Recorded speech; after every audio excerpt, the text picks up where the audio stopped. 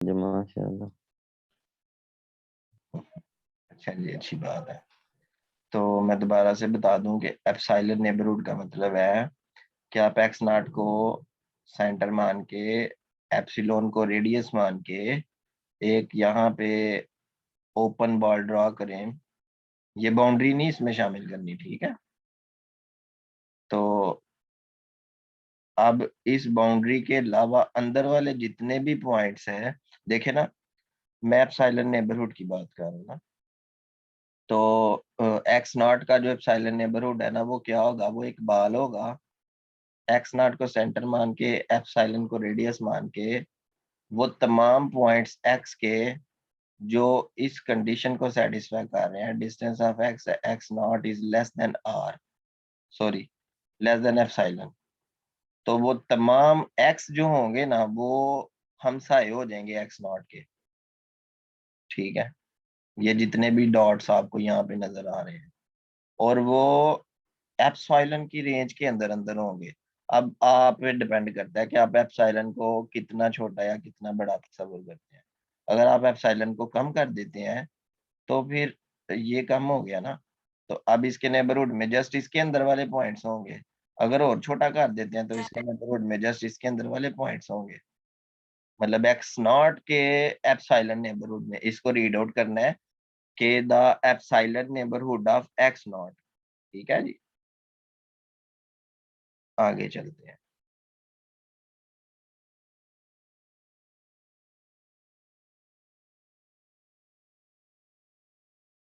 Interior वही चीज है जो आपने टोपोलॉजी में पढ़ा था कि इंटीरियर क्या होता है।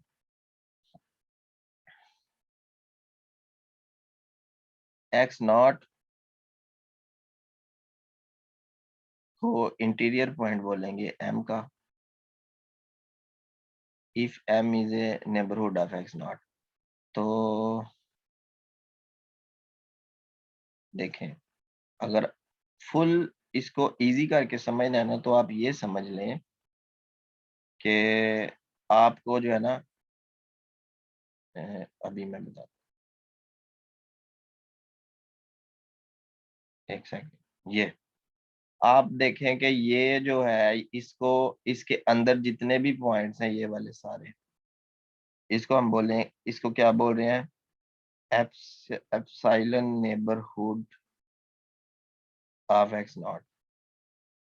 तो क्योंकि ये एप्सिलॉन नेबरहुड है एक्स नॉट का, तो जितने भी ये जो पॉइंट्स हैं ना एक्स, ये इंटीरियर पॉइंट्स हैं, ठीक है, किसके, इस बॉल के।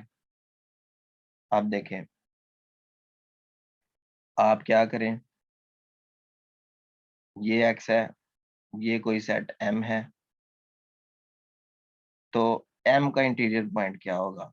मतलब मैं इस पॉइंट को एम का इंटीरियर पॉइंट कब मानूंगा, मतलब इस एक्स नॉट को एम का इंटीरियर पॉइंट कब मानूंगा, अगर अगर अगर ऐसा पॉसिबल हो, if it is possible, if it is possible to draw, मतलब ड्राइंग कर दी जाए, to draw an open ball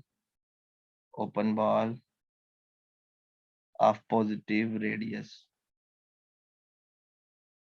या हाफ रेडियस कर लो आर ग्रेटर देन 0, ठीक है ना। और एक्स नॉट को क्या मानो, सेंटर। मतलब जिस पॉइंट को आपने सेट एम का इंटीरियर चेक करना है, पहले मैंने आपको जो बताया ना, वो किसी बॉल का इंटीरियर बताया। अब मैं आपको ये बता रहा हूँ कि किसी सेट का इंटीरियर क्या होगा। तो एक्स नॉट एम का इंटीरियर होगा अगर हम इस काबिल हो जाएं कि हम यहाँ पे कोई ओपन बॉल ड्रा कर सकें किसी पॉजिटिव रेडियस का। जैसे ये मैंने एक्स नॉट एम का एक पॉइंट एक्स नॉट लिया और एक्स नॉट के अलोंग मैंने एक बॉल ड्रॉ कर दिया, तो हम कह सकते हैं कि एक्स नॉट एम के इंटीरियर में है। तो हम कह सकते हैं ना, देखें, एक्स नॉट जो है वो एलिमेंट है किसका, इस बॉल का, और ये बॉल किसका सबसेट है, एम का, और एम किसका सबसेट है, एक्स का। देखें, एक्स नॉट जो है वो इस बॉल का एलिमेंट है, और ये बाल m का एलिमेंट है, m का सबसेट है, और m जो है वो x का सबसेट है। तो इसका मतलब है कि हम दिस इम्प्लाइज दैट हम कह सकते हैं कि ये इसके इंटीरियर में है। तो x नॉट जो है ना वो चला गया m के इंटीरियर में। तो इसका मतलब है कि जब भी कोई पॉइंट किसी भी सेट के इंटीरियर में होगा मेट्रिक स्पेस में, उन दोनों के दरमियान में एक ओपन बॉल एग्जिस्ट करना लाजमी है। तो अब देखें कोई पॉइंट x है वो इस बॉल में है ना, बी एक्स नॉट आर में, और ये m का सबसेट है। तो हम कह सकते हैं, डायरेक्टली कह सकते हैं कि x बिलोंग करेगा m के इंटीरियर में। ठीक है, इंटीरियर भी हो गया। ये वही चीज है, टोपोलॉजी की डेफिनेशन है, ये मैंने पहले पढ़ाई हुई है आपको। ये एक मल्टीपल चॉइस है, देखें हर मीट्रिक स्पेस जो होती है ना वो एक टोपोलॉजिकल स्पेस भी होती है। दैट्स इट, ये रिजल्ट आपने याद रखना। ठीक है, उसके बाद कंटिन्यूस मैपिंग आ गई है। पहले जो आपने मैपिंग पढ़ा था उसमें टोपोलॉजी में, उसमें यहाँ पे एक टोपोलॉजिकल स्पेस थी और यहाँ पे भी एक टोपोलॉजिकल स्पेस थी, लेकिन अब यहाँ पे एक मीट्रिक स्पेस होगी एक्स डी। अब मजे की बात ये है कि जो डी है ना वो एक्स के ऊपर मीट्रिक है, और जो डी टिल्ड है वो वाई के ऊपर मीट्रिक है। इन दोनों में डिफरेंस है, सेम भी हो सकती है, डिफरेंट भी हो सकती हैं। एक्स और वाई जो है ना, वाई एक्स का सबसेट भी हो सकता है, एक्स वाई का सबसेट भी हो सकता है, या ये दोनों डिफरेंट भी हो सकते हैं। इस पे कोई कंडीशन नहीं है, आप आजाद हैं इस चीज से। ठीक हो गया। तो एक मैपिंग टी जो है, टी को आप एफ भी लिख सकते हैं, आप फाई भी लिख सकते हैं, आप साई भी लिख सकते हैं, टी का आप कोई भी नाम रख सकते हैं। तो जो मैपिंग टी है वो कंटिन्यूस कब होगी, तो इसका ना हम डायग्राम बना के समझ लेते हैं यार। तो ये आपके पास मीट्रिक स्पेस एक्स है, ये आपके पास मीट्रिक स्पेस वाई है, एक्स से वाई तक एक मैपिंग टी है।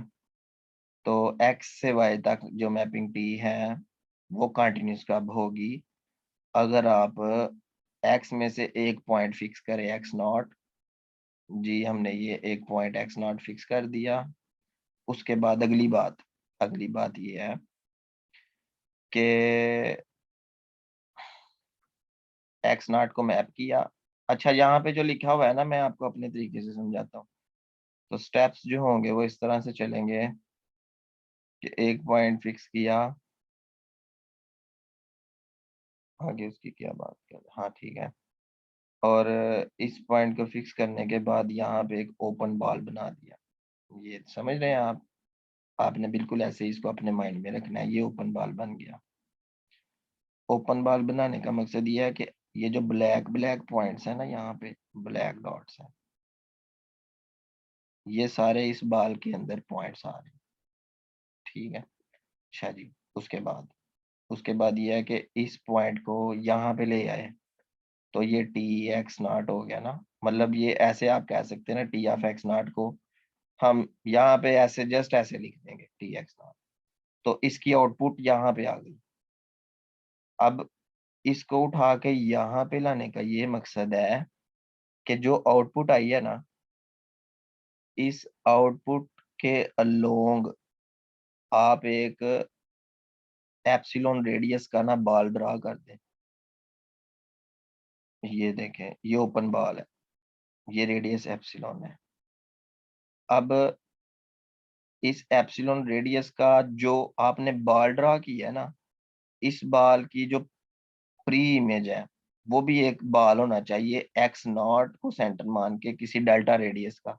तो ये जो रेडियस है ना ये डेल्टा है।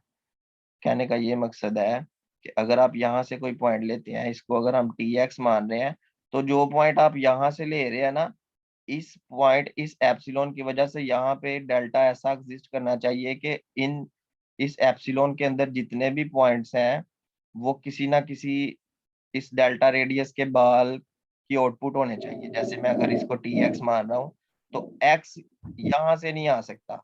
मतलब आप अगर कहें कि ये एक्स यहाँ पे मैप हो गया, ऐसा पॉसिबल नहीं होगा। अगर टी एक्स यहाँ पे है ना, तो टी एक्स का जो एक्स होगा ना जिसकी ये इमेज होगी वो यहाँ से कहीं, मतलब यहाँ से ऐसे आया होगा, मतलब इसी बाल के अंदर से होगा। ऐसा नहीं होगा कि एक्स यहाँ से है और ये यहाँ पे आके मैप हो गया, ऐसा नहीं होगा। यही तो कंटिन्यूटी हमें बताती है यहाँ पे कि किसी एप्सिलॉन ग्रेटर देन जीरो के लिए एग्जिस्ट करेगा डेल्टा ग्रेटर देन जीरो। बिल्कुल ये रियल एनालिसिस वाली डेफिनेशन है, सेम टू सेम। कि इस एप्सिलॉन के लिए क्या होगा कि जब भी कभी टी एक्स नॉट और टी एक्स का जो डिस्टेंस है वो लेस देन एप्सिलॉन हो। अब इस चीज का ये वो ही मतलब है जो आपने पीछे पढ़ा है कि ये बॉल है, जितने भी टी एक्स है ना वो एक बॉल में आ गए हैं, टी एक्स नॉट को सेंटर मान के। ये सेंटर माना है आपने, और ये वेरिएशन हो रही है, ये फिक्स है।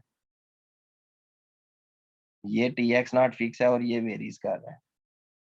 अब इसकी वेरिएशन से जो है ना ये जो प्री इमेज है यहाँ पे, ये सेटिस्फाई होगा if and only x not और एक्स का जो डिस्टेंस होगा ना वो लेस देन आ जाए डेल्टा से। मतलब इस एप्सिलॉन की वजह से डेल्टा आपको ऐसा मिल जाएगा कि इन तमाम पॉइंट्स की जो प्री इमेजेस होंगी ना वो बिल्कुल इसी के अंदर होंगी। ऐसा नहीं होगा कि इनकी प्री इसकी ये कोई एक ऐसा पॉइंट हो जो यहाँ से मैप कर रहा हो, ऐसा नहीं होगा, नॉट पॉसिबल। ठीक है, अगर मैपिंग क्या होगी, कंटिन्यूस होगी, तो ऐसा पॉसिबल नहीं होगा।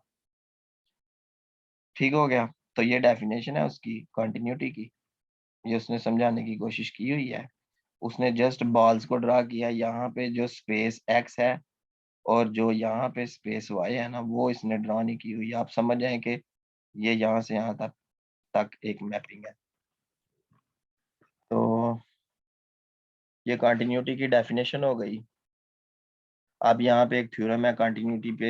एक थ्योरम क्या कह रहा है, एक मैपिंग टी जो है किसी मीट्रिक स्पेस एक्स से किसी मीट्रिक स्पेस वाई तक, वो कंटिन्यूस कब होगी, if and only if the inverse image of any open subset of Y is open subset of X. तो ये टोपोलॉजी में भी यही चीज आपने पढ़ी थी ना। टोपोलॉजी में आपने कहाँ पे ये पढ़ा था, मैं चाह रहा हूँ कि मैं आपको भी बता दूं।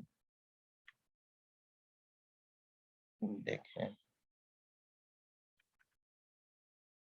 ये कोई और बुक ओपन हो गई है।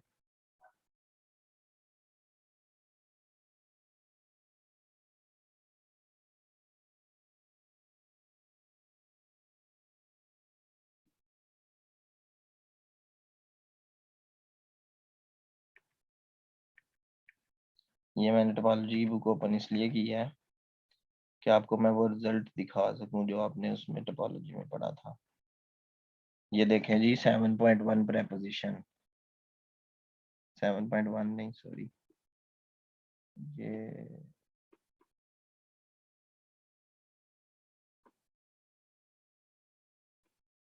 किधर गया है, डिफरेंशियल ज्योमेट्री का बाद में बताऊंगा ना आपको। अभी मैं जो करवा रहा हूँ आप वो करें, वो बेहतर नहीं है।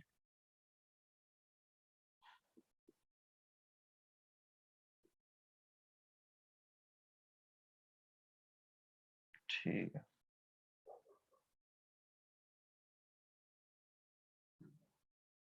ये देखें ना, इसमें वो कह रहा है कि एक फंक्शन कंटिन्यूस होगा अगर y का बेस का कोई एलिमेंट ले ना तो वो x में ओपन हो। तो बेस का हर एलिमेंट ओपन होता है ना, मतलब कहने का ये है कि y की इस y की टोपोलॉजी में से आप कोई ओपन सेट लें, उसकी इनवर्स इमेज x में भी क्या होनी चाहिए, ओपन होनी चाहिए। तो सेम वो बात इसमें यहाँ पे फंक्शनल एनालिसिस में भी कह रहा है कि एक मैपिंग ओपन होगी, दोनों में सेम रिजल्ट है। आप एक याद कर लेंगे ना दूसरा भी याद हो जाएगा कि किसी भी मीट्रिक स्पेस एक्स से किसी मीट्रिक स्पेस वाई तक कोई मैपिंग टी है तो ये कंटिन्यूस कब होगी, अगर आप ये एक्स से वाई तक जो है ना आप यहाँ से कोई ओपन सेट लें, उसकी प्री इमेज यहाँ पे आ गई और ये यहाँ पे भी ओपन होनी चाहिए। तो ये रिजल्ट आपने याद रखना है। उसने ये समझाने की कोशिश की है कि ये एक्स है, ये स्पेस वाई है, तो वाई में से ये ओपन सेट ले लिया एन, एन की प्री इमेज एन नॉट, और ये जो ये वाला सेट है ना ये भी ओपन है। उसके बाद लिमिट पॉइंट्स की बात कर रहा है कुमुलेशन पॉइंट, लिमिट पॉइंट या क्लस्टर पॉइंट। तो लिमिट पॉइंट वाला कंसेप्ट भी वही है जो आपने टोपोलॉजी में और रियल एनालिसिस में पढ़ा है कि लिमिट पॉइंट कब बनता है, जब ओपन सेट के साथ इंटरसेक्शन करें और आंसर क्या आए। हम कह सकते हैं ना, let X D be a metric space, let M be subset of X, a point P of X is in MD, M के ड्राइव सेट में होगा if वो तमाम ओपन सेट्स के को हम ओपन सेट या ओ कर लेते हैं, वो तमाम ओपन सेट्स, ठीक है, जिनमें पी हो, उन तमाम ओपन सेट्स में से जब आप माइनस करें पी को और इंटरसेक्शन करें आप इसके साथ एम के साथ, और आपका आंसर जो है ना वो नॉन एम्प्टी आना चाहिए। तो ये वही टोपोलॉजी वाली सेम डेफिनेशन आप ये मीट्रिक स्पेस में भी यूज कर सकते हैं, ठीक है। तो कुमुलेशन पॉइंट आ गए, और जब आप क्लोजर की बात करते हैं ना, तो अकोमुलेशन पॉइंट्स का जो सेट है उसका यूनियन कर देती है एम के साथ, तो आपके पास क्लोजर आ जाता है, वही चीज है, ठीक है। डेंस सेट क्या होता है, जब किसी सेट का क्लोजर पूरी मीट्रिक स्पेस के इक्वल आ जाएगा ना, तो वो मीट्रिक स्पेस में डेंस हो जाएगा। बस ये लेक्चर अब खत्म होने वाला है, ठीक है। आज हमने लेट शुरू किया था, इसलिए थोड़ा सा मैं चाह रहा हूँ कि आपको कोई चीजें पढ़ा दूं, ठीक है। अच्छा, और उसके बाद सेपरेबल सेट वही है जो टोपोलॉजी में था कि एक सेट सेपरेबल कब होता है, जब काउंटेबल डेंस सबसेट उसके अंदर हो। मतलब मैं ये कहना चाह रहा हूँ कि एक्स सेपरेबल होगा अगर एम कोई सबसेट हो एक्स का, एम का क्लोजर एक्स के इक्वल आए, पहली बात, मतलब ये डेंस हो गया, और एम जो है वो काउंटेबल हो। तो ये सारी चीजें मैंने बताई हुई हैं। काउंटेबल सेट क्या होता है, अगर कोई फंक्शन एग्जिस्ट कर जाए उस एम का और नेचुरल नंबर का, वो फंक्शन क्या हो, बाइजेक्टिव हो, तो फिर वो काउंटेबल होता है ना। ये बड़ी डिटेल से हमने, डेंस सेट कब होगा, जब किसी सेट का क्लोजर जो है ना वो पूरी स्पेस के इक्वल आ जाए, तब वो एम डेंस हो जाता है, ठीक है। अब देखिए, रियल लाइन सेपरेबल है, टोपोलॉजी में भी हमने कहा था क्यू की वजह से, क्योंकि क्यू का क्लोजर जो होता है ना वो रियल लाइन के इक्वल होता है। अब देखें, क्यू आर का सबसेट है, सबसेट होने के साथ साथ क्लोजर आर के इक्वल है, और क्यू जो है वो काउंटेबल भी है। इसका मतलब है ये काउंटेबल डेंस सबसेट है आर का, तो आर सेपरेबल है। कंप्लेक्स प्लेन भी क्या है, सेपरेबल है, क्योंकि अगर हम रियल और इमेजिनरी पार्ट्स को रेशनल ले लें, तो एक जो इसका सबसेट बनेगा ना, वो रियल पार्ट सारे क्या होंगे, वो भी काउंटेबल होंगे, इमेजिनरी पार्ट्स पार्ट्स के साथ काउंटेबल होंगे, तो वो भी क्या जो है ना, कॉम्प्लेक्स प्लेन भी सेपरेबल है। अगली बात यह है discrete metric space. Discrete metric space क्या होती है, मैंने आपको कहा था कि distance between two points is either 0 और 1। It is 0 if the points are same, it is 1 if the points are distinct। तो इस डी के साथ इस एक्स को हम डिस्क्रीट मीट्रिक स्पेस बोलेंगे। अब डिस्क्रीट मीट्रिक स्पेस सेपरेबल कब होगी, जब एक्स काउंटेबल होगा। मतलब कि एक्स काउंटेबल होने का ये मकसद है कि कोई फंक्शन होगा एक्स से नेचुरल नंबर का, तो वो फंक्शन जो होगा ना वो क्या होगा, बाइजेक्टिव होगा, 1-to-1 करस्पॉन्डेंस हो जाएगी एक्स की और एम की। मतलब कि एक्स जो है वो काउंटेबल है, और एक्स के ऊपर अगर ये डी हम डिफाइन कर दें 0 और 1 वाला, तो इसके साथ ये फिर सेपरेबल हो जाएगा। एल इंफिनिटी सेपरेबल नहीं है, ये याद रखना है आपने। आगे कुछ रिजल्ट्स हैं, एलपी सेपरेबल है, एलपी हमेशा सेपरेबल है, पी की वैल्यू जो है ना 1 से बड़ा कोई भी नंबर हो, सबके लिए एलपी सेपरेबल है, ये याद रखना है। एल इंफिनिटी सेपरेबल नहीं है, एलपी सेपरेबल है, ठीक है।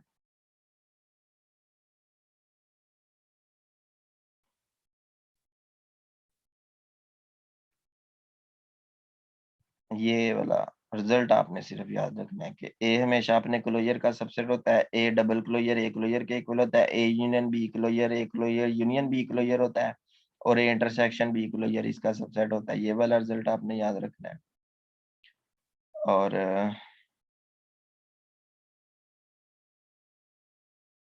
बाउंड्री की बात की जाए तो बाउंड्री बाउंड्री पॉइंट क्या होता है? अब बाउंड्री पॉइंट एक्स, ये डेफिनेशन लिखी हुई है, ऑफ अ सेट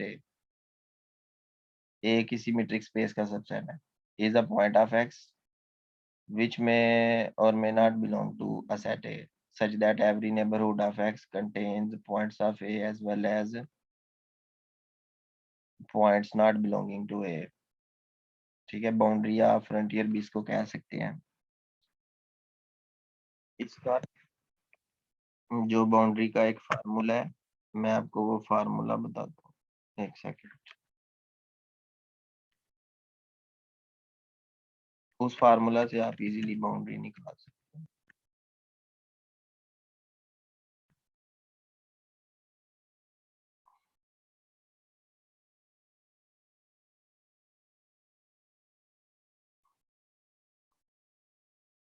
हाँ, ये बहुत जबरदस्त फार्मूला है।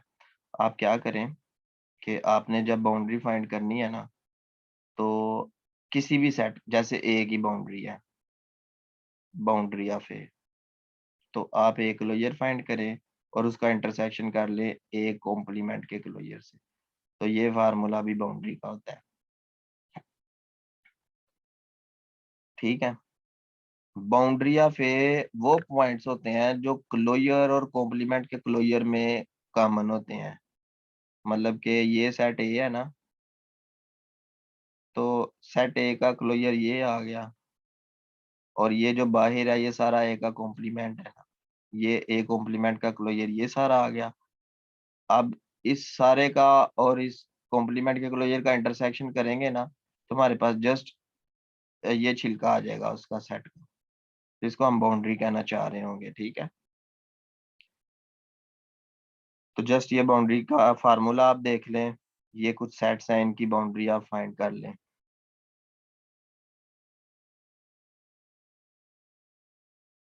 सही है। ये जो बी ए बी है ना, बी ए बी का मतलब है कि वो तमाम बाउंडेड बाउंडेड फंक्शंस जो ए से बी के दरमियान में है, तमाम बाउंडेड फंक्शंस। तो इस ये जो स्पेस होगी ना, ये सेपरेबल नहीं होगी, आपको कोई भी इसका काउंटेबल डेंस सबसेट नहीं मिलेगा। ये वाला रिजल्ट भी आप याद कर लें। कंटिन्यूस मैपिंग की एक और डेफिनेशन है, अभी जो आपने एक्सरसाइज से पहले पढ़ा है उसको, कंटिन्यूस मैपिंग को, उसमें जो रिजल्ट था वो ये था कि एक मैपिंग कंटिन्यूस कब होगी, जब y में से ओपन सेट लें, उसकी प्री इमेज x में भी ओपन हो 1.34 में। और एक्सरसाइज में वो ये कह रहा है कि एक मैपिंग तब कंटिन्यूस होगी जब क्लोज सेट की इनवर्स इमेज भी क्लोज्ड हो x में, मतलब y में से क्लोज सेट लें और x में वो क्लोज्ड हो जाए उसकी इमेज, इनवर्स इमेज, तब भी फंक्शन क्या हो जाएगा, कंटिन्यूस हो जाएगा।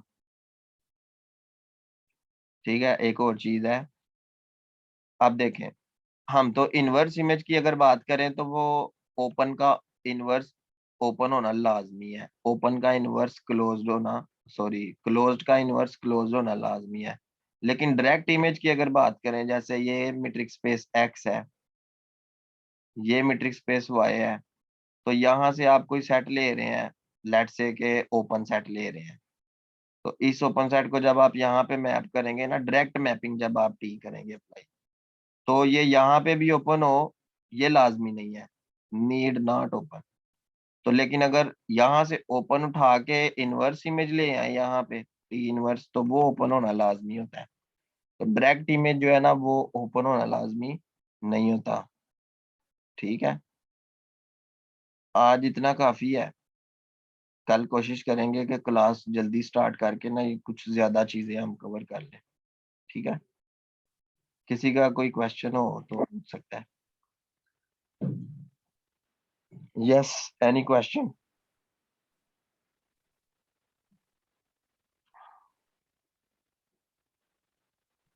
जी, कोई क्वेश्चन नहीं।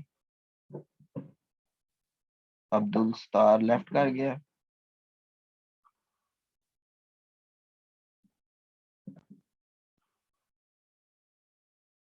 कल आप लोगों का टेस्ट भी होगा, ठीक है, उसका मैकेनिक्स का। आप लोगों ने अटेम्प्ट करना है टेस्ट, जो मैंने बताई थी ना चीजें, उससे रिलेटेड होगा। ये फंक्शनल एनालिसिस का कोर्स है। फंक्शनल फंक्शनल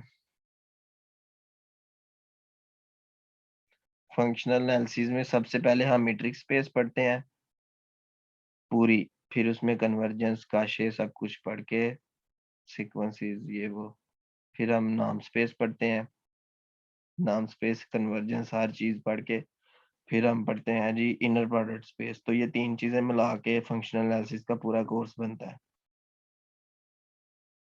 ठीक है।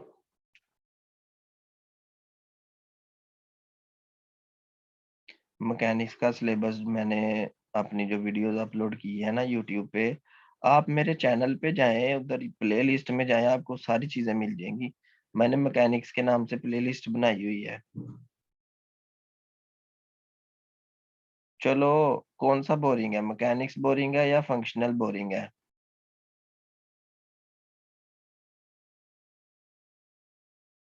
कौन सा सब्जेक्ट बोरिंग है? बोरिंग है ये फंक्शनल।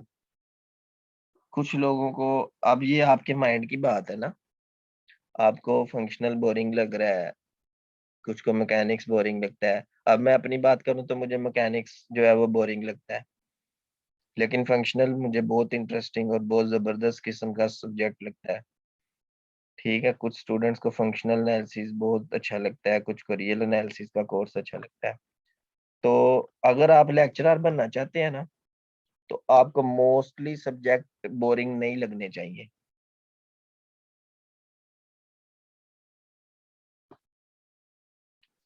मैं तो आपको बड़ी कोशिश करता हूँ समझाने की। Functional analysis is easy for those who already learned topological spaces। हाँ, हम कह सकते हैं बिल्कुल। तो अगर आपने आज का लेक्चर सुना है तो आपको पता चल जाएगा ना, मैं आपको रेफरेंस जब देता हूँ कि टोपोलॉजी में ये चीज हमने पढ़ी थी, तो आप टोपोलॉजी का लेक्चर जाके देख सकते हैं।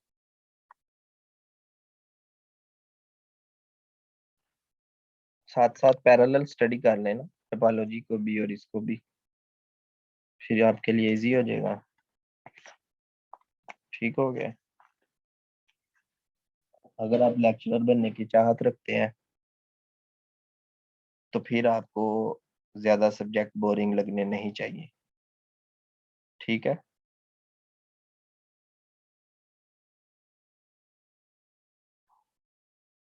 ऐसे ही पढ़ते थे जैसे आप पढ़ते हैं,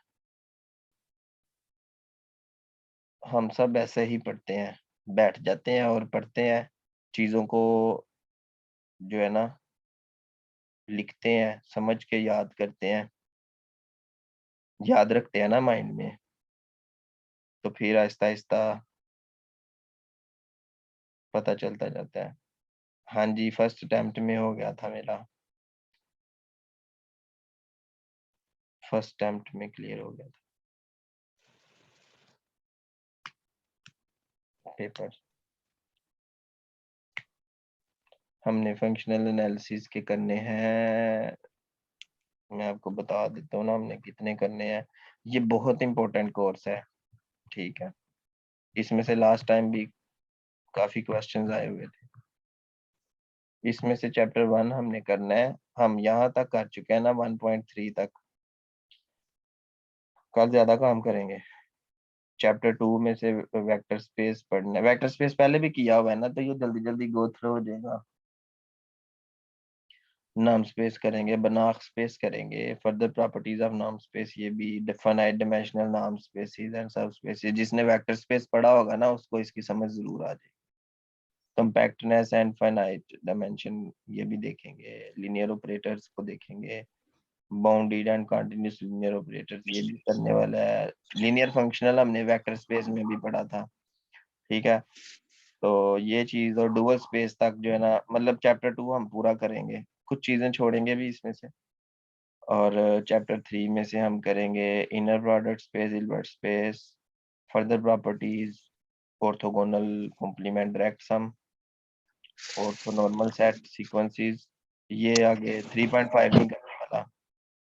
और ठीक है, 3.4 तक इसको करेंगे ना, चैप्टर 3 को। और चैप्टर 4 में से हम एक दो चीजें इसमें से करेंगे, ठीक है, ज्यादा नहीं। हाँ, बनाफ थ्योरम की स्टेटमेंट करेंगे, जोन्स लेमा करेंगे, ठीक है जी। और चैप्टर 5 में से कुछ भी नहीं करेंगे, चैप्टर 6 में से भी कुछ नहीं करेंगे, चैप्टर 7 में से भी, चैप्टर 8 भी नहीं करना, चैप्टर 9, क्योंकि ये स्पेक्ट्रल थ्योरी फिर ये एमफिल के कोर्सेज स्टार्ट हो जाते हैं, सही है। तो बस ये थोड़ी सी चीजें हमने करनी है। तो फोकस आपका जो है ना ज्यादा चैप्टर 1 2 पे होना चाहिए, 3 में से थोड़ा काम करना है। तो इसका ज्यादा सिलेबस नहीं है, बस चैप्टर 2 3 ही है। अभी तो हम पहला पहला कर रहे हैं ना, ठीक है। हाँ जी, 2020 वाला लास्ट टाइम दिया था मैंने पेपर।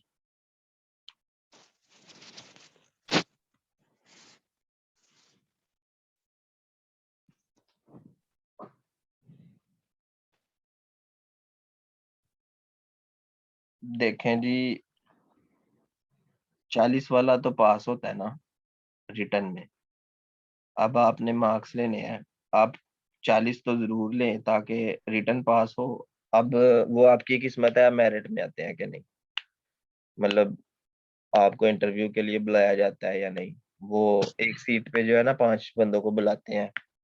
तो वो अगर आप मेरा लेक्चर नंबर 1 देखे ना, उसमें मैंने एक्सप्लेन किया होगा कि वो किस तरीके से बुलाते हैं, मतलब कितने मार्क्स हो, कितनी सीटें हो, तो उसको मल्टीप्लाई करके तो वो एक क्राइटेरिया होता है उनका। तो 40 वाला तो पास होता है ना। अब आप ये तो ना ना सोचे आपने 40 नंबर लेने हैं, आप कोई 60 70 नंबरों का टारगेट बनाए फिर ही कोई काम बन सकता है। तो फिर कोई 50 के करीब नंबर आ सकते हैं, ठीक है। तो ये इस पे डिपेंड करता है ना आपने कितने ज्यादा कोर्सेज तैयार किए हैं। हर कोर्स में से 4 5 6 या 10 नंबर होते हैं। तो अब एक बंदा ना मैकेनिक्स पढ़ता है, ना वो वेक्टर टेंसर पढ़ता है, ना वो कॉम्प्लेक्स पढ़ता है, ना वो डिफरेंशियल ज्योमेट्री पढ़ता है, तो वो तो 30 नंबर तो वो समझ लेके उसके वैसे ही चले गए ना, 20 25 30 नंबर। तो ये हिसाब होता है। जितने ज्यादा कोर्सेज को टच करेंगे, उनको समझेंगे, उतने ज्यादा आपके मार्क्स बढ़ते जाएंगे। 4 4 5 5 मार्क्स बढ़ाते जाएं तो 80 नंबर आपने पूरे करने होते हैं टोटल, क्योंकि 80 नंबर का आपका मैथ होता है। तो आप खुद हिसाब लगा ले, एफएससी में 2 बुक्स है, बीएससी में मैथमेटिकल मेथड है और कैलकुलस है, 2 बुक्स बीएससी में है। और आगे चले जाएं तो एमएससी में पार्ट 1 में 5 कोर्सेज होते हैं पीयू के सिलेबस में। और पार्ट 2 में न्यूमेरिकल एनालिसिस, जो कंपलसरी कोर्सेज है, न्यूमेरिकल होता है, मेथड्स ऑफ मैथमेटिकल फिजिक्स का कोर्स होता है 2 के। और एक एडवांस्ड एनालिसिस होता है। एडवांस्ड एनालिसिस में सेट थ्योरी आ जाती है और मेजर थ्योरी आ जाती है। तो मेजर थ्योरी में से तो नहीं आता, सेट थ्योरी में से भी यही इक्विवेलेंस और काउंटेबल और इस तरह की चीजें आती हैं, बेसिक बेसिक।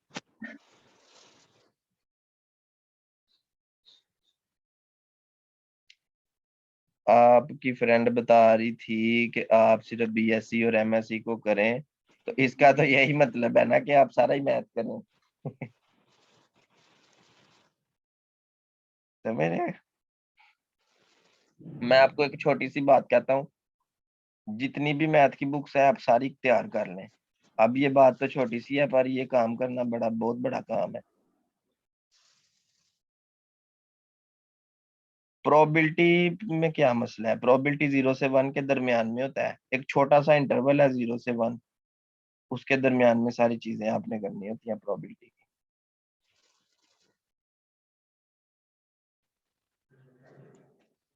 ठीक है। प्रोबेबिलिटी करेंगे हम, प्रोबेबिलिटी मैथमेटिकल स्टैटिस्टिक्स की है ना, बेसिक बेसिक चीजें देख लेंगे, लेकिन फिलहाल उसको आप थोड़ा दूर रखें, क्योंकि जो इम्पोर्टेंट चीजें हैं ना वो आपकी अभी हम कर रहे हैं, ये इम्पोर्टेंट चीजें हैं। रियल एनालिसिस बहुत इंपॉर्टेंट कोर्स था जो हमने किया है, टोपोलॉजी बहुत इंपॉर्टेंट कोर्स था, और फंक्शनल जो है ये बहुत इंपॉर्टेंट कोर्स है। जब ये कोर्सेज हो जाएंगे ना, फिर हम ग्रुप्स रिंग्स की तरफ जाएंगे, उसको जल्दी जल्दी कवर कर लेंगे, ग्रुप थ्योरी रिंग थ्योरी को। ठीक है, ताकि ये जो मोस्ट इम्पोर्टेंट कोर्सेज है ना वो हमारे हो जाए। जैसे ही ग्रुप रिंग हो जाएगा तो हम चले जाएंगे वेक्टर टेंसर पे। मैकेनिक्स तो वैसे ही आपकी हो गई है, तो वो करने के बाद कम्प्लेक्स और डिफरेंशियल ज्योमेट्री का रह जाएगा। तो कम्प्लेक्स और डिफरेंशियल ज्योमेट्री भी उम्मीद है कि कर लेंगे। तो आपका तकरीबन 80 में से ना 60 नंबरों की तैयारी हो जाएगी।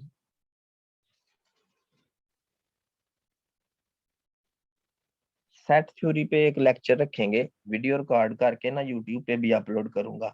सेट थ्योरी के बारे में भी बताऊंगा, लेकिन फिलहाल अभी के लिए कल आपका टेस्ट होगा मैकेनिक्स का, वो आप वीडियो देख सकते हैं, बुक्स मैंने शेयर की हुई हैं ग्रुप में, तो वो तैयार करें। अभी आपके पास बहुत टाइम है, कल का पूरा दिन होगा, मैं रात को लिंक अपलोड करूंगा। ठीक है, तो मैकेनिक्स का टेस्ट आप कल या परसों दे सकते हैं, कोई मसला नहीं, तैयार करें आप तसल्ली से।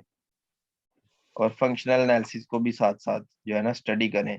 आप अपने माइंड को जितना मल्टी डायमेंशनल करेंगे ना, उतना आपका माइंड वसी होता जाएगा मैथ में। मतलब आप एक टाइम में दो तीन बुक्स को पढ़ा करें। दो तीन बुक्स को पढ़ने का ये होगा ना कि आपका माइंड अभी मैकेनिक्स की तरफ होगा, आप फौरन से फंक्शनल एनालिसिस स्टार्ट करेंगे तो माइंड इस तरफ आ जाएगा। और जब आपका माइंड कन्वर्ज होना शुरू हो जाएगा ना, कि आप एक सब्जेक्ट से दूसरे सब्जेक्ट पे स्किप कर रहे हैं और आप कंफ्यूज नहीं हो रहे, तो आप समझ जाइएगा कि वो जो टर्निंग पॉइंट होगा आपकी लाइफ का, कि आपको मैथ आना शुरू हो जाएगा। ठीक है,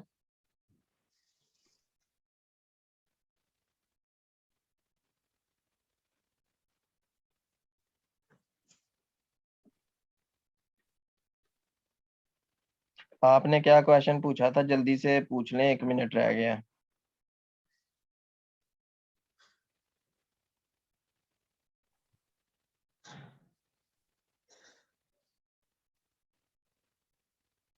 लेस देन 1 मिनट। मैंने पूछा था कि सर कहते हैं एफएससी को ना करें, तो कोई बात नहीं, आप एफएससी को ना करें, एफएससी वाली सारी चीजें बीएससी में भी हैं, बल्कि बीएससी में तो एफएससी से ज्यादा चीजें हैं। असल में ये वही बात है ना, आप मेरा लेक्चर नंबर 1 देखें, लेक्चर नंबर 1 2 3 4 3 4 लेक्चर हैं, उनमें मैंने एक स्टडी प्लान बनाया था, आपको सारी समझ आ जाएगी उस स्टडी प्लान की। ठीक है, उसमें मैंने सारा एक प्रॉपर स्केच बनाया था, हम उसको फॉलो कर रहे हैं। मैंने क्या स्किप किया था, मैंने क्या स्किप किया था, मैंने डिफरेंशियल ज्योमेट्री मोस्टली स्किप कर दी थी। और क्या स्किप किया था, हाँ मैंने ग्रुप्स को फुल स्किप कर दिया था, ग्रुप के कोर्स